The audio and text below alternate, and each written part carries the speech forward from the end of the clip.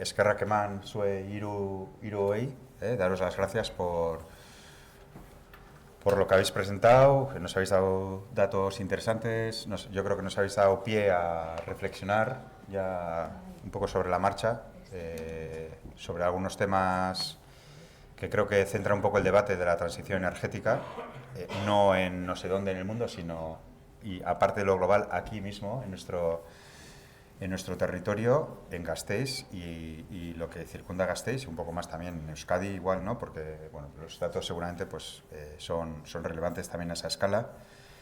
Y nada, yo quería abrir ya el debate, entonces, está aquí Ángel Lemendik zaude?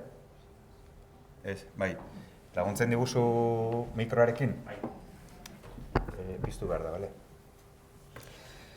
Y nada, entonces, yo lo que sí os pediría es que cuando toméis la palabra, que todo el mundo puede tomar la palabra y esperamos que haya mucho dinamismo, que no toméis el micro y estéis media hora con el micro. O sea, que hay gente que va a querer hablar, entonces que las reflexiones sean cortitas y que vayan dirigidas a algo concreto o bien alguna pregunta, ¿vale? Que las reflexiones no sean demasiado largas y entonces la gente se pierda un poco, ¿vale? Pero en sí, preguntas y reflexiones, todas bienvenidas. Y si sabéis a quién dirigir la pregunta o podéis decir, esta es una pregunta en general y vosotras os ponéis de acuerdo y decís cómo queréis ir respondiendo, ¿vale? Orduan ya hasten da gara, ¿vale? Ángelek dauka mikroa.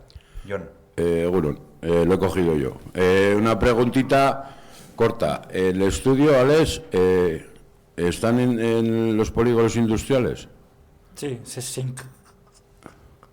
Loriuritia solo, Jundiz, todo eso está. se incluyen, sí. ¿Ah, sí? No sé si el 100%, al final había que limitar un poco qué es Gasteiz, pero sí, los que están colindantes sí que están incluidos. Y luego este estudio, ¿dónde se puede consultar o ver? ¿Lo has visto? Y luego, está muy bonito, pero, joder, si lo haríais en Álava, para todo Álava sería ya... Pues, que lo pague la DIPU, no sé. Venga, es uno de los próximos objetivos que tenemos. El artículo lo acaban de publicar en una revista internacional y, bueno, está en inglés, ¿vale? Pero pondremos el vínculo en la web de Gorbeialdea. Lo que pasa que va a estar en abierto como 30 días más. Pero bueno, ¿no? Pero tranquilas que nosotros lo tendremos para que lo podáis acceder cuando pero queráis. podemos hacer una versión para Gasteiz. No. Miquel. Bueno, me ha pasado el micro. Tengo como de todo un poco, ¿no? Dudas, preocupaciones, alguna discrepancia, alguna sugerencia. Bueno, intento ser breve, ¿vale? Una primera cuestión que ha habido antes como una duda, ¿no? De si ese 38% se refería al consumo doméstico, al consumo industrial, tal. Yo creo que según los datos de Udalmap, que maneja datos del Ente Vasco de Energía, Gasteiz está consumiendo hoy unos 1.190 gigavatios hora totales, con lo cual está incluida la industria, sería un 38% del total. Después también me ha llamado la atención, a ver si alguien nos puede decir algo, porque claro, previamente había un estudio del CEA que decía que daba un potencial bastante mayor y esto de alguna manera enfría las expectativas. Y hay otra cuestión también vinculada a eso que me preocupa. No sé si habéis dicho cuántos gigavatios hora de potencia daba, pero no sé si cuánta potencia instalada daba, no sé si lo habéis dado. Habéis dado que era... Lo hemos citado en pantalla, pero no lo he comentado. Eran 460. Vale, 460, ¿no? Que nos deja más o menos un ratio de 1 gigavatio hora por megavatio de potencia instalado, ¿no? Digo que eso también tiene unas implicaciones, porque depende cómo y dónde se ponga, también el uso de materiales es diferente, ¿no? Estamos viendo, por ejemplo, ahora que la planta de Ribabellos está dando 1,6 gigavatios hora por megavatio instalado. Lo que nos está diciendo es que es un 60% más de consumos materiales haciéndolo de esta manera, lo cual es una cuestión a considerar. Sí. Es importante porque esto tiene unas implicaciones materiales. También, bueno, Sí. Comentar también el uso, no es material solo, el material que requiere también el uso de la tierra. Sí, evidentemente. Sí, evidentemente, pero bueno, digo que es un factor a tener en cuenta cuando estamos pensando en la transición energética.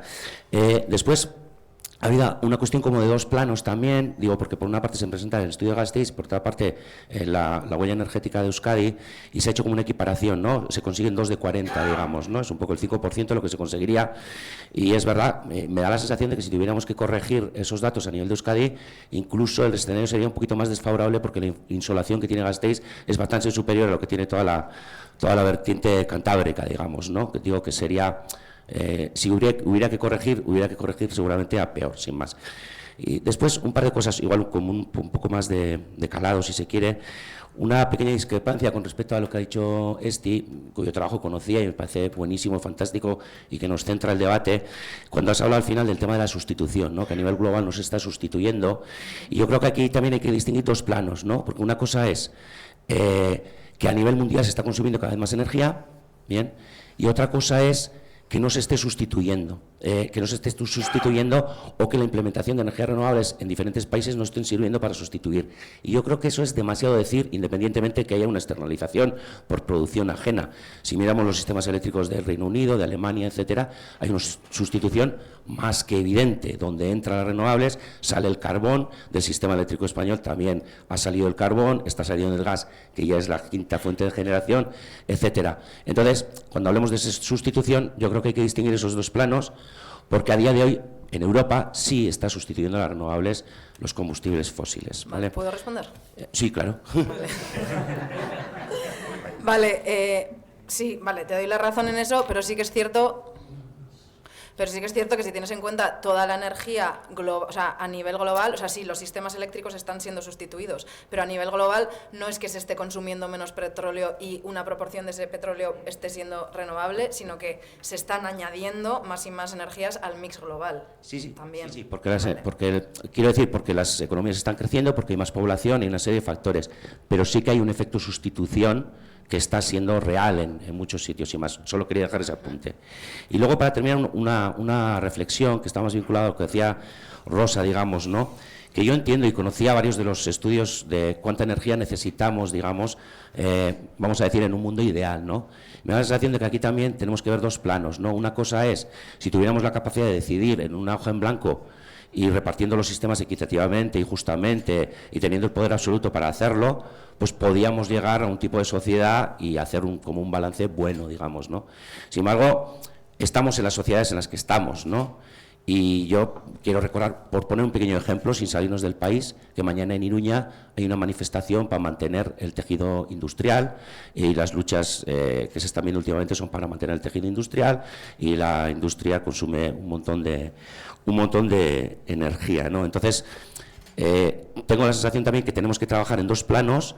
Uno es aspiracional, hacia dónde queremos ir, está bien, y otro un poco más cercano, vinculado a nuestro tejido socioproductivo concreto y los consumos energéticos que tenemos concretamente, y pensando también, y para terminar, y termino con esto, que tenemos también un reloj climático del que no se ha hablado mucho, que nos obliga a reducir emisiones de una manera rápida y drástica, porque mientras nos organizamos y decidimos qué vamos a hacer, idealmente seguimos consumiendo más de un 80% de combustibles fósiles, que son los responsables en un 80% del cambio climático. Y ahí, tanto Naciones Unidas como el IPCC están siendo claros sobre la necesidad de bajar reducciones, de reducir emisiones rápido, digamos, ¿no? Y aquí las energías renovables, como bien dice el IPCC, basado en diferentes estudios, es que las energías renovables sí que hacen un papel fundamental en esta reducción. Besterik gabe, eta eskerrik asko jardunaldiengatik eta antolatzaileei. Vale. En la parte esta que has dicho, la parte esta técnica del estudio anterior, creo que te refieres a uno que hizo el Instituto de Energía Solar de Madrid, que tiene 20 años y que estuvo en un cajón. Es que fue muy curioso aquello, pero bueno, que estuvo en un cajón no por... Pero bueno, eso es como es para los cafés, porque estuvo en el cajón durante 10 años y como curiosamente por fin apareció otra vez. Es un tema relacionado con lo que ha dicho antes Alex, del filtrado. O sea, al final es decir que tejados no son factibles, potencialmente, o sea, que sirvan potencialmente para poner paneles, porque en aquel estudio, creo, lo tengo bastante claro, no hicieron un filtrado de los tejados, contaron todos. Entonces, si no haces un filtrado, pues sube más el potencial. Aún así, creo que no llegaba al nivel que nos ha dado a nosotros. Eso es un factor. Y luego, también, y en el nuestro, o sea, el límite de cuando filtras ese ROI, que decimos que es más o menos, tienes que recuperar la energía que has invertido en fabricar el panel y en instalarlo y que te dé algo más, claro, porque si no, no merece la pena ponerlo. Entonces, poner ese umbral es un poco difícil. A veces, no, es 5, es 9, ¿vale? Eso es un debate, bueno, académico, bueno. Y luego la otra cuestión es, joder, se me va la olla. Bueno, perdón. Sí, y la otra cuestión es, con el tema de las hojas en blanco y de que me estabas, yo estoy de acuerdo en esto contigo, en lo que, a ver, yo creo que una cosa es la responsabilidad política que tenemos en un momento dado para poder hacer una transición o manejar una situación, y luego otra es también poder trazar escenarios de hacia dónde queremos ir. Eso lo hace, por ejemplo, el IPCC, el Panel Intergubernamental del Cambio Climático, y lo hace. Entonces yo creo que la academia en ese sentido sí podemos, dedicarle un tiempo a marcar hacia dónde podríamos idealmente, queremos ir hacia ahí, trasladar esto a la sociedad, y cómo podríamos trazarlo. Es un trabajo. Dices, no me resuelve lo de mañana, vale, no me resuelve lo de mañana, pero es que necesitamos trazar esto. No sé, el álgebra de Boole, que se inventó en el siglo XIX, es la base matemática de toda la electrónica digital. El señor matemático Boole se dedicó a hacer ceros y unos. Pues eso se ha usado en los años 70, o sea, se usa ahora. Es que a veces es necesario. Y bueno, yo también, por añadir a lo que ha dicho Rosa, ella ha hablado del plano académico, pero a mí también me parece que la gente que estamos aquí y los movimientos sociales, o sea, para mí es súper importante tener también un relato común para la gente, para los movimientos sociales, y, o sea, qué es lo que queremos, porque además una cosa que siempre se critica es como, no, oposición a todo, no sé qué, vale, es verdad, pero ¿qué queremos? Joder, pues yo personalmente sí que me gustaría visualizar, como dice Rosa, un escenario con un consumo energético mucho menor, con una calidad de vida, o sea, con un estilo de vida diferente, que tenga otra calidad de vida. O sea, me parece muy importante construir ese relato. Claro, para construirlo no en base a la nada, en base a datos reales, pero me parece súper importante construir el relato. Y luego, desde ese relato ideal que construimos a la situación del día de hoy, bueno, pues ahí también está un poco vuestro trabajo. Y luego creo, o sea, con lo que dices también de la realidad actual, que hay una manifestación a favor de la industria, es verdad, o sea, el tema de la industria es como, ¿no? O sea, choca directamente con el bienestar que tenemos actualmente, o el bienestar que tiene actualmente muchísima gente, pero bueno, luego también hay un grupo muy potente, por ejemplo, dentro del lab, pues Endika Pérez, Martín Layana, Orti Akisu, que están haciendo un curro también, cogiendo la industria sector por sector, viendo cómo poder descarbonizarla, etcétera. Entonces creo que eso también se está haciendo. Y luego, cuando hablas finalmente de la urgencia, es verdad, o sea, hay como mucha urgencia por que se dé un cambio, pero me da la sensación que muchas veces el argumento de la urgencia se utiliza solo como para justificar ese cambio tecnológico, como ¡ay, tenemos urgencia, vamos a poner un mogollón de energía renovable! Sí, pero, hostia, a mí esta situación me genera una angustia brutal. O sea, ¿qué vamos a hacer? Claro, ya sé, pero ¿qué vamos a hacer? ¿Y por qué no? O sea, además de tener esa urgencia por hacer una transición hacia energías renovables, joder, vamos a hablar de una vez sobre cómo vamos a decrecer. Vamos a abordar de una vez esto, vamos a abordar de una vez cómo va a cambiar nuestra sociedad. ¿Podemos poner esto encima de la mesa? Porque a mí me genera mucha angustia. No. Ya me he acordado, era una tontería. Vale, no, la tontería era de los cálculos de potencial. Otro factor que a nosotras nos falta, que eso se lo dejas a las instalaciones, es qué porcentaje de tejado es aprovechable, cuántos son antenas, chimeneas. Esos son factores que coges en la literatura, porque si no tienes que hacer un tratamiento de imagen, y eso, bueno, pues nosotras lo hemos cogido en la literatura. Pues al final dices, bueno, otras lo han estudiado y ya. Bueno, sin más detalles, volviendo a la amiga. Y sobre los potenciales han sacado ahora, es que trabajamos, bueno, ni bien, pero han sacado un mapa para Guipúzcoa, de un atlas fotovoltaico, y para Gasteiz está en elaboración también de otra consultora, tendremos que mirar, de una consultora, tendremos que mirar, ¿no?, si es cuánto nos desviamos. Nosotras creemos que lo hemos calculado mejor, pero eso es cuánto se desvía.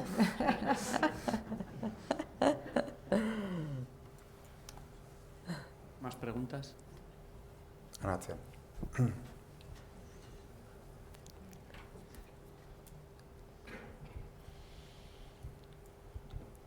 Opa, Egunon. Una pregunta. ¿Tenéis el cálculo de cuál es la huella energética en la fabricación de armas en Álava o en Euskal Herria? No, o sea... Y si es, perdón.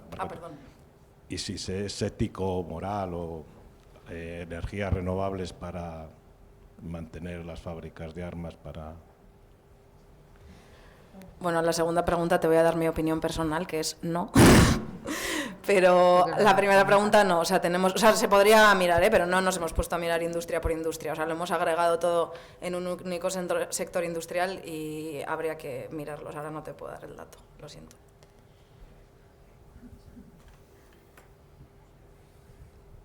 Nahi baduzue galderak euskaraz egin ditzazkezu ere bai, ¿vale? Hola.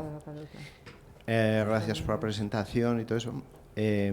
Yo me pregunto un poco, a ver por qué, cuando Esti ha estado haciendo los cálculos de gasto de energía por persona y todo eso, que ha estado comparando, pues por ejemplo, una persona que vive sola con personas en Ceuta, que seguramente vivirán 10 en cada casa, claro, hay que tener un poquito en cuenta una cosa que yo creo que nunca se habla cuando hablamos de estas cosas, que es natalidad. Yo no sé si como especie no deberíamos plantearnos un poco cuántas personas queremos vivir para vivir en condiciones, porque yo creo que eso es algo que no se habla. Somos muchos. Lo de la bombilla 6 horas al día para cada uno, pues sí, podría ser una opción. Pero si queremos vivir bien con unos... Porque los que vienen del sur también a vivir a estos países, pues tampoco vienen a vivir con una bombilla 6 horas, eso ya lo tienen allí. Todos queremos vivir en ese nivel. El problema es que somos muchos y no podemos vivir todos en ese nivel. Tema de natalidad, tema de... ¿Por qué no se agrega ese...? Bueno, yo aquí me podría poner punky. Yo personalmente soy antinatalista, pero más allá de eso, esos discursos también me parecen peligrosos, ¿no? Porque al final, ¿quién decide las políticas de reproducción?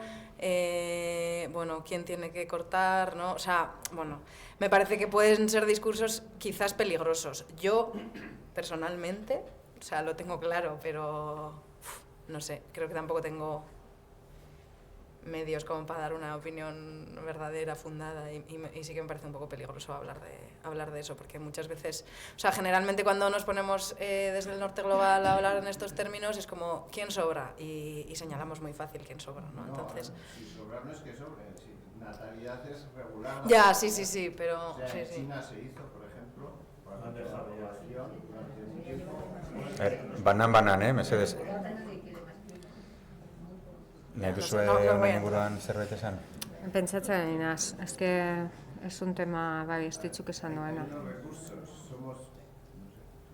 Os recomiendo la serie Utopía. Os recomiendo la serie Utopía. Vas a ver esto. Tengo visto. Bueno, yo no me debería tocar a mí, pero solo una reflexión, ¿no? Normalmente cuando tenemos este tipo de problemas complejos, estamos ante un tema muy complejo. Complejo no en el sentido de que es difícil. Complejo es que hay muchas interacciones, hay un montón de vínculos, hay cosas que no vemos, cosas que no queremos ver, sobre todo. Y lo que solemos ver es la punta del iceberg. Oh, hay mucha gente, eso es lo que más fácil se ve. Pero es que debajo de esa punta del iceberg está el problema estructural y muchas veces no tiene que ver tanto con la tasa de natalidad, son otros temas, ¿vale? Y entonces igual un poco, eso también es la labor de la academia, ¿no?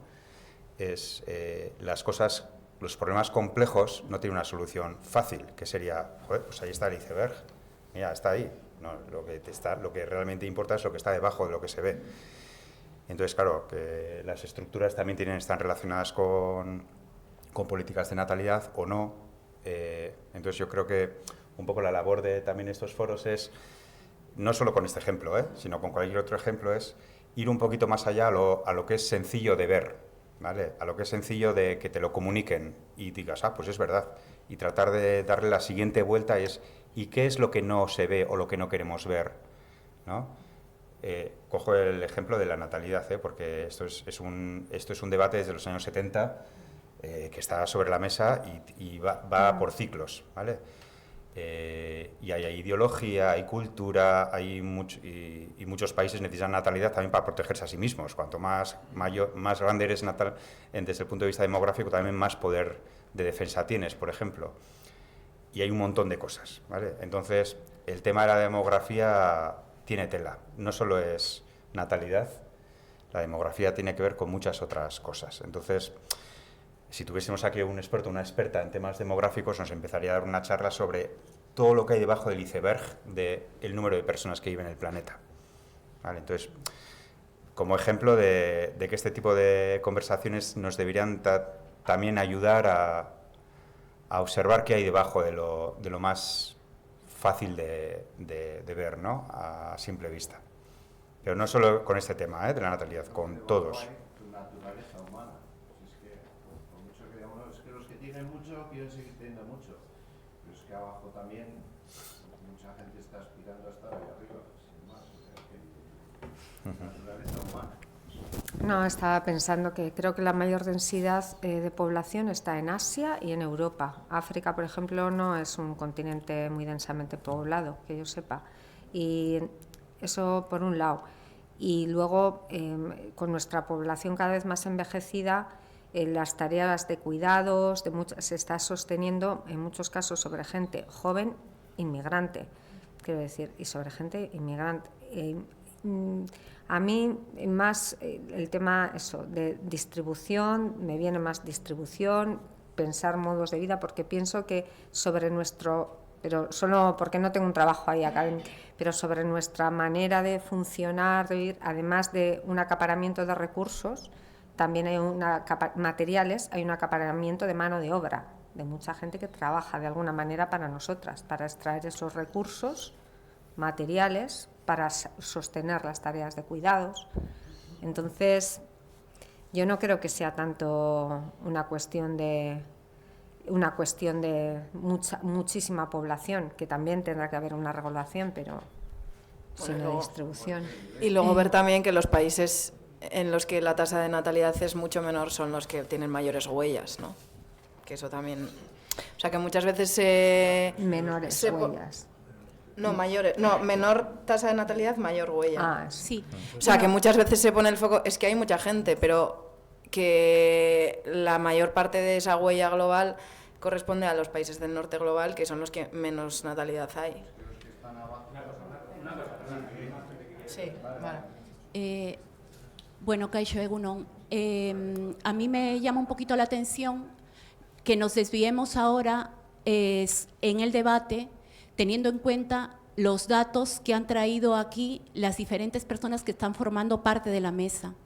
Porque llegamos a debates que ya han sido cuestionados en la época de los 70, ¿no? Y porque hay números que ahora lo acaba de decir Estichu también, que donde hay mayor consumo energético justamente es en los países ricos, es en el norte, y es en el norte global, porque los sures también tenemos nuestro norte. A mí me genera una serie de reflexiones. Primero, nuestra incapacidad de poder imaginarnos otro mundo. Que no pongamos igual como el corazón y la mente hacia qué aspiramos. Y que es verdad que hay que dar pasos ahora,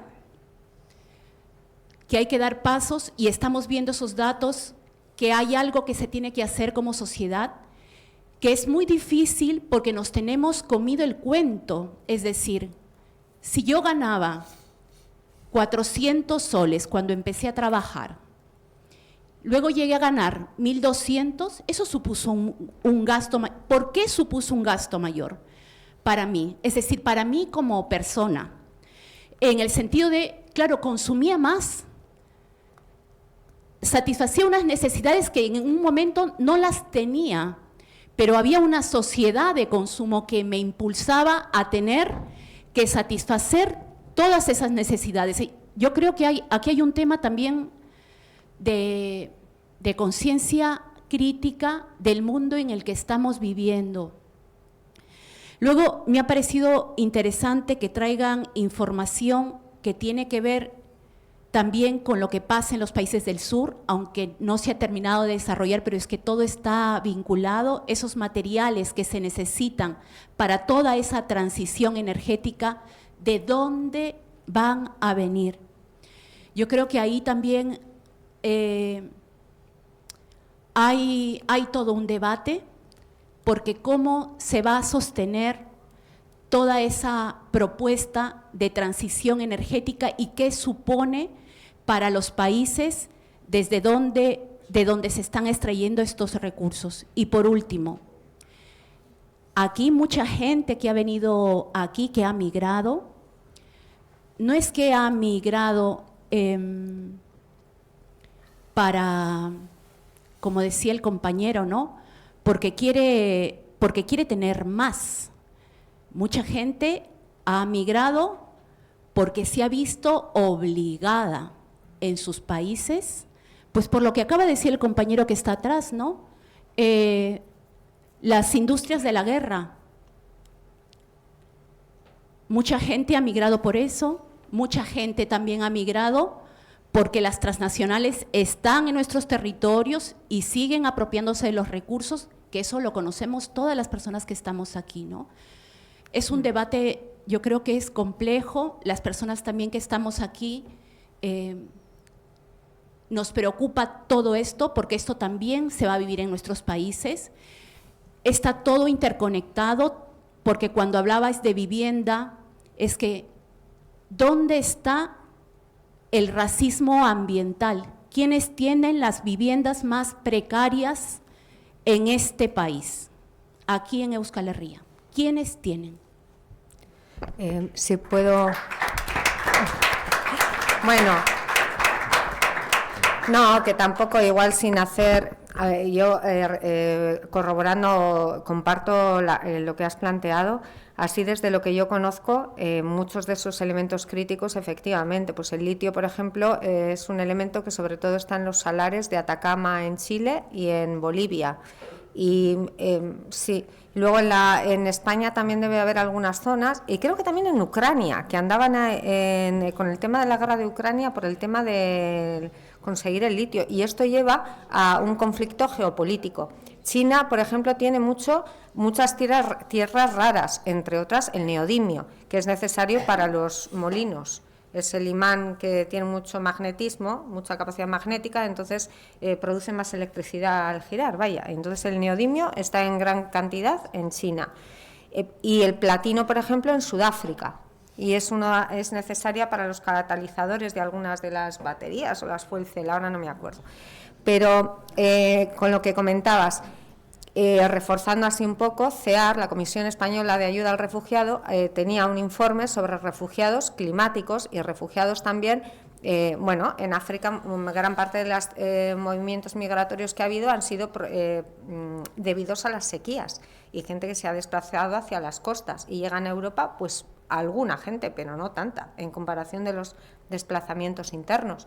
Y lo que has comentado, para conseguir estos elementos estratégicos hay conflictos, se generan conflictos violentos. Eso es muy conocido en Colombia, es como el caso paradigmático en torno a los fósiles, pero en general, porque primero entran paramilitares, bueno, en general hay un conflicto armado y entonces las poblaciones que viven allí se ven en una situación de desprotección y tienen que salir, y esos son personas refugiadas, y CEAR hablaba de esta situación también.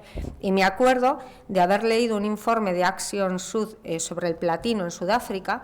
Yo estuve un tiempo trabajando sobre los impactos de la extracción del petróleo en el Yasuní, en Ecuador, y del petróleo, y leí el informe del platino en Sudáfrica y dije, pues es que ya me lo conozco, es que no lo tengo, lo otro lo había conocido de primera mano, esto me lo estaba leyendo y ya lo conocía. Desplazamientos forzados, contaminación, la gente no puede vivir de lo que vivía antes, y este es un problema de esta transición energética basada en estos elementos críticos.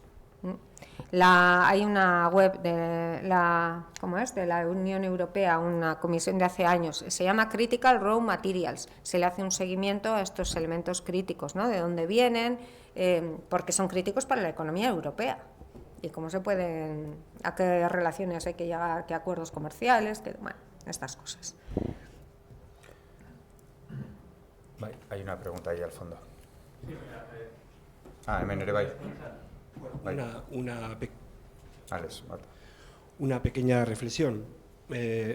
Evidentemente, toda esta visión que se da desde el mundo académico, desde experiencias de gente que ha venido y ha enriquecido nuestras comunidades de otras partes del mundo, esta necesidad de contexto global es necesaria, es imprescindible, pero luego tenemos que inevitablemente, siempre necesariamente bajar a lo nuestro, a lo local, a nuestras comunidades, a nuestras propias experiencias personales, a la realidad de cuánto gana cada uno de nosotros, en qué trabaja, qué puede hacer para corregir su propia realidad, la propia, la de la comunidad a la que pertenece.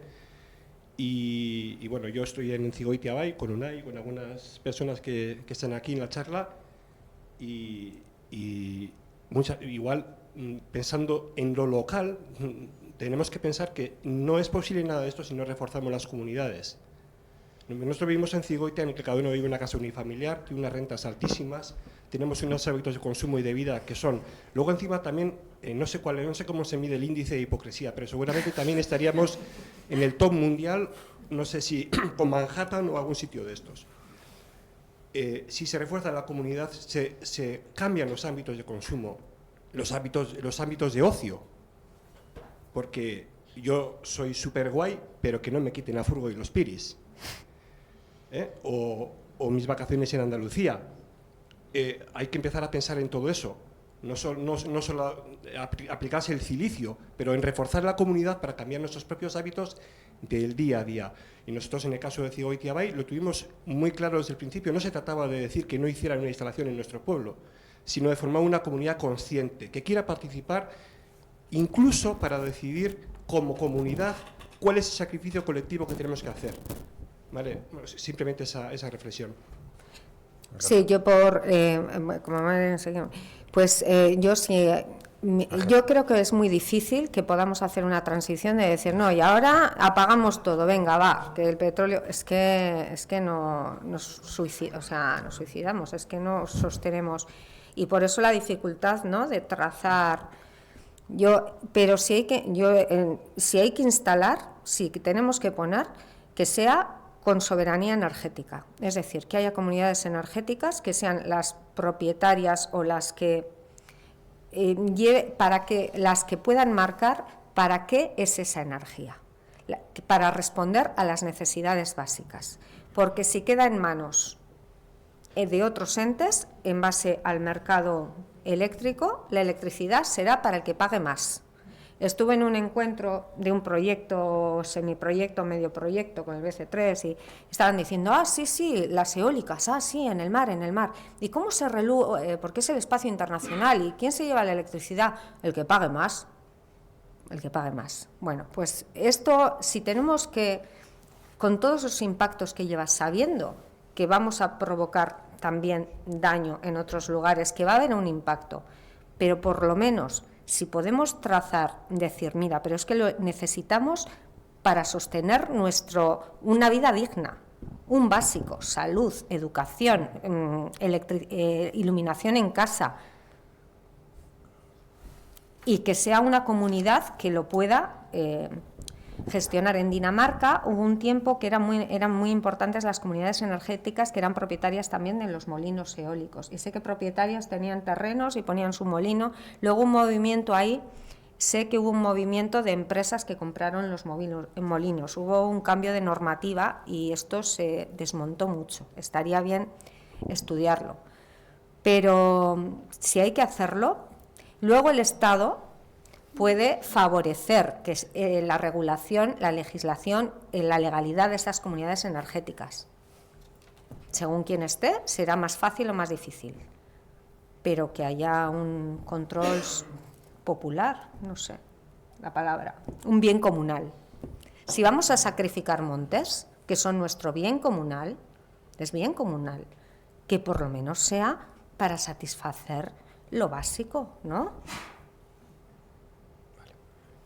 Perdón. Por la... Bien, yo sí, parece que sí.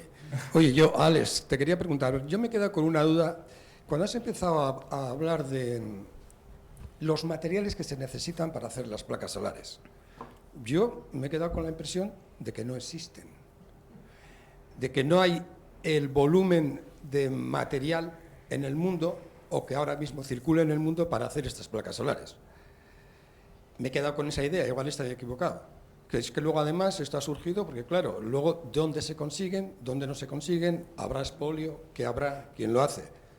No sé, los materiales que se necesitan y si hay o no hay. Bueno, que vendrán desde fuera, eso ya te digo que sí. ¿Y cuántos hacen falta? Luego he dado un matiz que al principio había olvidado decir, que eran per cápita. Sí que hay esos materiales físicamente en el mundo.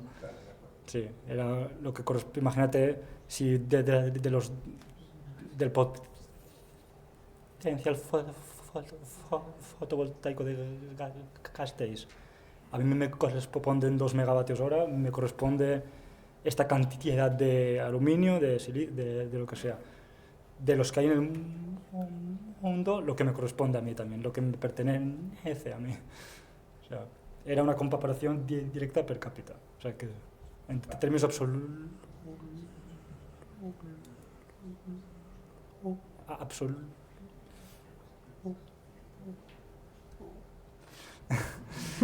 Me cago. Que en general sí que hay. Sí, lo único que, ¿no? Por ejemplo, en el silicio veíamos, en la plata, decíamos, si queremos instalar este potencial en un, yo qué sé, en un escenario de 25 años, por ejemplo, pues habría, y se supone que es que a nivel mundial quisieran instalar un potencial similar, ¿vale? Por hacer una comparativa, pues habría que aumentar la producción mundial de plata en un 20%, así, o sea, vamos, y claro, y con reciclaje, pues es que las tasas de reciclado no son tan altas, o sea, si tienes que producir, vamos, que no todo va a poder venir del reciclaje. O sea, que es muy potente la necesidad de material, y eso solo en tejado. Si ya quieres extender a suelo, ¿no? Otras instalaciones más... Que más megavatios, vaya, más... Y únicamente para la fotovoltaica. Si usamos eso para la fotovoltaica, dejamos de poder usarlo para otros aspectos. Sí, a ver, 3 preguntas. La primera es que me he perdido la primera, igual lo habéis comentado ya, pero cuando hablamos de las placas fotovoltaicas o lo eólico, digamos la huella que generan por extracción, por los materiales, eso está calculado, es decir, para saber, bueno, tú pones renovables, sustituyes energía fósil, hay una reducción de tanto, pero hay que computando esos gastos, digamos, esa huella que generan todo eso, pues la reducción es de tanto. Hay estudios que concreten un poco ese punto. Luego, aparte, junto con eso, para cuántos y para toda la humanidad habría, ¿no? Materiales. ¿Hasta qué punto, si hay una cifra más o menos de cómo está. La segunda cuestión es el tema de la biodiversidad, que cuando se habla del cambio climático, pues bueno, yo veo como a nivel de los discursos centrados en la reducción de emisiones, y se está viendo que la pérdida de la biodiversidad pues afecta también, es fundamental también. Y yo leí hace poco también que los bosques en algunos países están viendo que no tienen ya capacidad de absorber CO2, con lo cual se multiplica el problema. Entonces, si también hay el tema de la biodiversidad, que a veces no se tiene en cuenta, si se puede, en esos cálculos también, si se puede introducir y en qué porcentaje, ¿no? Y luego la última es ya una cuestión más igual de reflexión, es decir, ¿es posible todo esto? O sea, esto no es una cuestión técnica, está en una cuestión política, ¿no? Entonces, ¿es posible llevar cualquier cambio que propongamos sin cambiar el sistema capitalista? Porque lo que está ocurriendo en los últimos meses, sobre todo en Estados Unidos y en otros sitios, va totalmente contracorriente, y es la ley del oeste.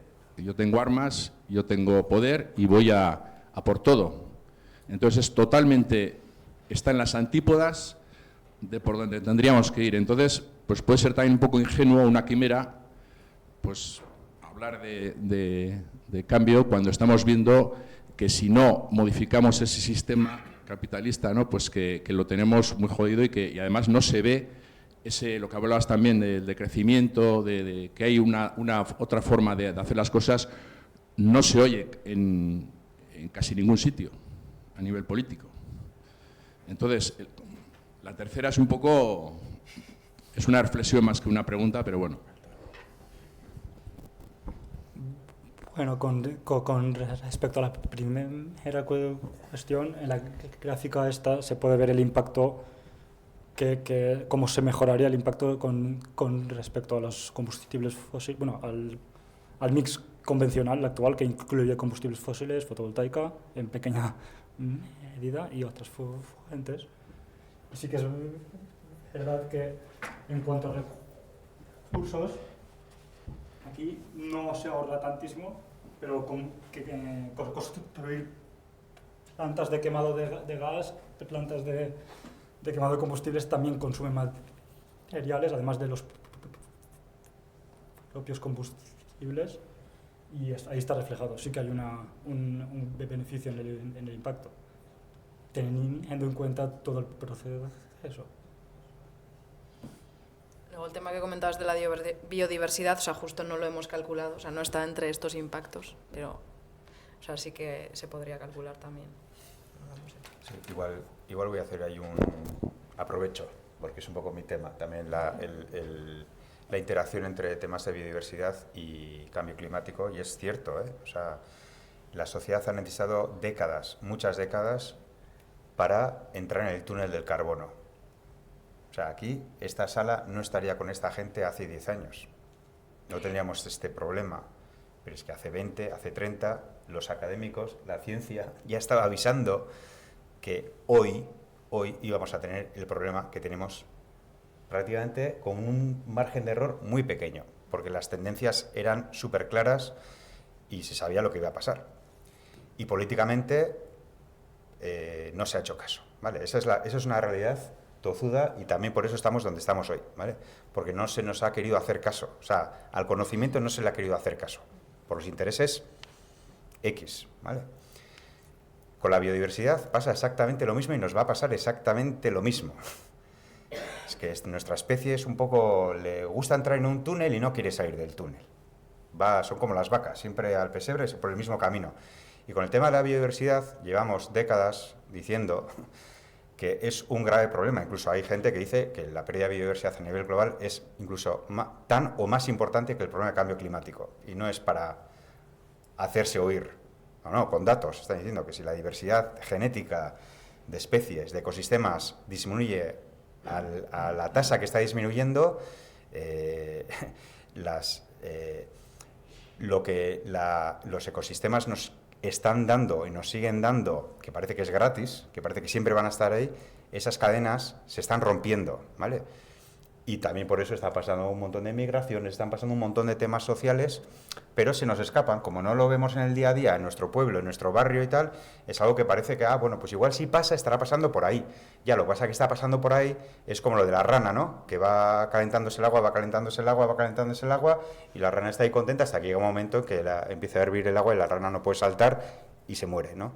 Y con la biodiversidad nos está pasando exactamente lo mismo. Entonces, solo con el inciso de que la transición... Por eso hablamos de transición ecosocial, ¿eh?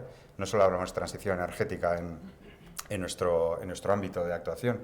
Lo que pasa es que sí es cierto que hoy tenemos un bloqueo a todos los niveles sobre la transición energética. Estamos ahí, que hacia dónde vamos, cómo, quién lo hace, a costa de quién, pero con la biodiversidad, ojalá no estemos aquí a 30 años diciendo, ¿ves? Ya lo dijimos, hace 30 años, ya lo sabíamos que íbamos a estar donde estamos hoy.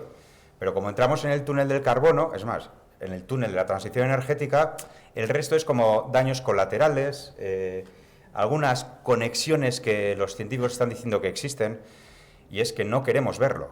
O sea, no es que no está, es que no queremos ponerlo en el primer plano. Pero hay muchas, a mí me toca trabajar a nivel de Naciones Unidas en temas de biodiversidad, y cuando hay estas convenciones se dice, esto de la biodiversidad vamos a mantenerlo todavía un poco así a lo bajini, como dicen en el Atleti, porque como se entere Trump, también nos cierra cualquier cosa que tenga que ver con la biodiversidad. O sea, no solo con el tema de París, con el clima, sino que entonces está llegando hasta ese nivel, ¿no? De tratar de avanzar, pero que no se nos oiga mucho tampoco. Entonces tenemos aquí un dilema de aquí a 20, a 30 años vamos a estar en un sitio que vamos a entrar seguramente en otro túnel, el túnel de la biodiversidad, y seguramente pensaremos por qué entramos en el túnel del carbono tal y como entramos, ¿no? Que no quiere decir que no tengamos que hacer una transición energética, pero lo que tenemos que hacer es una transición ecosocial, ¿vale? Y yo creo que es eso también un punto que las zonas rurales también lo tenemos que tener muy en cuenta. Pero aquí tenemos problemas, la agricultura intensiva es a nivel mundial, y la agricultura extensiva, por ejemplo, de ganado y tal, a nivel mundial, es la que se está cargando la mayor parte de la biodiversidad. El cambio climático también, ¿eh? Pero el uso de la tierra que estamos haciendo en nuestros propios territorios es de los primeros responsables de la pérdida de biodiversidad. Segundo, en la vertiente atlántica, los que venís de Bilbo y así, vienes por la autopista y las plantaciones forestales que tenemos en nuestro país, la gente que viene de fuera, expertos que vienen de fuera, dice, pero esto es aberrante.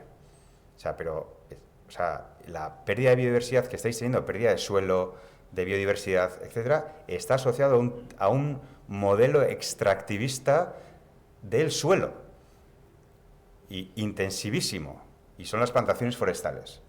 Y aquí nadie mete mano. Y ahora se supone que las plantaciones forestales son buenas para fijar carbono. Toma ya. Eso, otro ejemplo clarísimo de entrar en el túnel del carbono y no ver nada más, y no querer ver nada más. Y no es que no lo veamos, es que lo vemos, pero la gente no quiere actuar sobre ello.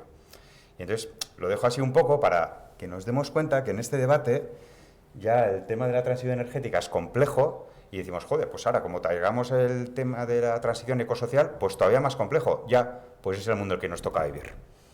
Y que sea complejo no quiere decir que no lo tengamos que ver, ¿vale? Entonces ahí es cómo vamos haciendo este tejido de los graves, de los grandes retos que tenemos sin entrar en un túnel, ¿vale? Y yo creo que lo peor que podemos hacer es entrar en un túnel y no querer ver que hay otros caminos por ahí, otros impactos que son, para muchos expertos, igual de importante, ¿vale? Entonces, es un poco como dicen en inglés, el reality check. Eso es lo que hay, ¿vale? Eso es lo que el doctor te diría en el hospital cuando vas a hacerte una prueba, un chequeo. Esto es lo que hay. Ahora, que tú quieras ver solo una parte de lo que te pasa, pues lo compón, ¿vale? Pero es probable que nos pase eso, que de aquí a 20, 30 años pensemos, joder, ¿por qué no actuamos de manera más inteligente, salir del túnel del carbono y hacer la transición energética teniendo en cuenta la transición ecosocial?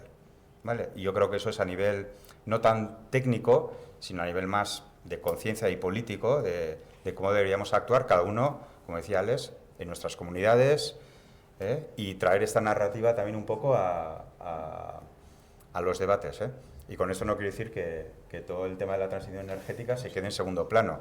No es uno o dos planos o tres, es tener la inteligencia colectiva para que los diferentes retos entender que están conectados y que no uno es más importante que el otro.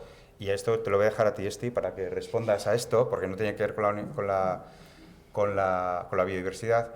Pero sí que antes has dicho algo que a mí también ¿cómo decirlo? Tengo un punto de fricción. Yo sé que el decrecimiento material y energético es necesario. No, lo siguiente, sin eso no hay solución. No hay solución tecnológica posible sin un decrecimiento material y energético, sobre todo en aquellos lugares de un sobreconsumo, ¿vale? Y eso lo dicen los datos, básicamente. Pero tú has dicho antes, hay que empezar por ahí y después pensar cómo hacemos el tema de la transición energética desde el punto de vista tecnológico, ¿vale? No sé si lo has querido decir así, porque yo así así lo hemos escuchado, ¿no? Primero esto y después que venga lo otro. Y yo digo, hostia, pues es que aquí nadie está por el decrecimiento material y energético. Como estemos esperando a eso, no es que entremos en el túnel, o sea, nos vamos al hoyo ya, ¿no? Entonces, la pregunta para ti es cómo hacer ese acople, ¿no?, del decrecimiento y otras soluciones que pueden ser más tecnológicas, más de otro tipo, ¿no? Vale, no tengo respuesta a esa pregunta. Lo único, si lo que querías decir era así no, lo que pasa que, bueno, es un poco lo que le he respondido antes a Miquel, o sea, que siempre se pone el foco en la tecnología, en esa urgencia, tenemos que cambiar la tecnología ya y obviamente, o sea, me parece que la investigación en este tipo de tecnologías es totalmente necesaria, me parece que tenemos que empezar a implementar soluciones, pero es que no se habla del otro, entonces es que quiero que se hable del otro, no es tanto como primero una cosa y luego la otra, la sensación que me da es que ahora es, bueno, primero la tecnología y luego ya hablaremos del decrecimiento, no, es que eso tampoco, y simplemente es que quiero que se ponga encima de la mesa. Vale, aclarado. Vale, pues yo para complejizar un poco más el debate, estando de acuerdo en que hay que partir de las necesidades para este cambio o estas decisiones colectivas, ¿no?, también para recuperar un poco la participación de este cambio cultural y material que necesitamos, volver a traer los impactos y saber que cualquier decisión que tomemos va a tener unos impactos, ¿no? Pues vale, ¿qué reparaciones vamos a hacer? ¿No? Porque esto va a costa de gente y de la biodiversidad, etcétera. Entonces, ¿cómo nos vamos a organizar también? No solo para satisfacer las necesidades, sino para reparar esos impactos que va a llevar toda esta transición. Y es algo, bueno, es mi pajarada, ¿no?, las reparaciones, entonces, como elemento que también me gustaría que estuviera en el debate. No es tanto una pregunta como para complejizar un poco, aparte del decrecimiento, que también hay que mencionarlo mucho. Es que ricasco a todas. Suri. O sea, yo tampoco de aquí tengo ninguna respuesta. O sea, te agradezco que hayas sacado el tema porque sí que es cierto que no solemos hablar de ello y me parece importante. También me parece peligroso decidirlo aquí y me parece peligroso también el decir, bueno, va a haber una reparación, entonces, o sea... Pero bueno, como le conozco a Rate personalmente, sé que ella no va por ahí, pero me parece que se puede malinterpretar. No estaba preparada. Somos amigas, pero la pregunta no me la esperaba. Voy a buscar una respuesta.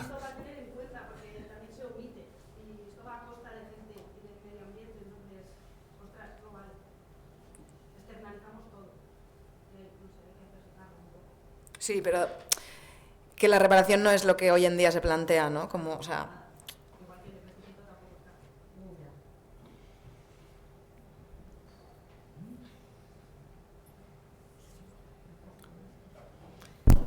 Yo una última pregunta que a mí me ronda muchas. Bye. El QR, por favor, si funciona. Y si no funciona es mi culpa. A ver si podéis rellenar la encuesta, porfa. Es importante para saber cómo os habéis enterado de dónde venís, vale, antes de iros. Estaría guay. Sí. Igual una pregunta, reflexión para acabar. A nivel de movimientos sociales, sobre este tema hay diferentes perspectivas, ¿vale? Hay ideológicas, de muchos tipos. A mí me da la sensación que cuando no se tienen los datos, o sea, cuando no se tienen los datos sobre la mesa, es muy difícil llevarse por, no sé, pues por eslóganes fáciles, ¿no? Tanto a todos los niveles, no solo en movimientos sociales, sino a favor e en contra, cada uno se agarra a lo que le interesa, y además hoy estamos en un mundo donde están las, ¿cómo se llaman? Las echo chambers, que llaman en inglés, ¿no? Cuando utilizamos los medios, las redes sociales y tal, cada uno escucha lo que quiere escuchar y no escucha al otro. Amar minutu. Vale. Entonces, pero está... Vale, vi mi YouTube, pero...